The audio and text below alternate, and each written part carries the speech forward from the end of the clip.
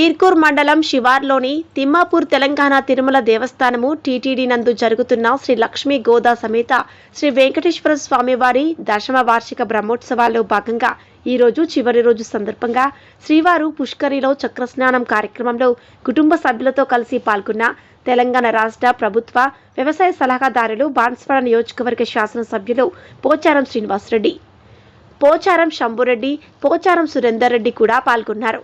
స్వామివారిని పుష్కరిలో చక్రస్నానం అనంతరం పోచారం శ్రీనివాసరెడ్డి వారి కుటుంబ సభ్యులతో కలిసి పుష్కరిలో దిగి స్నానం చేశారు.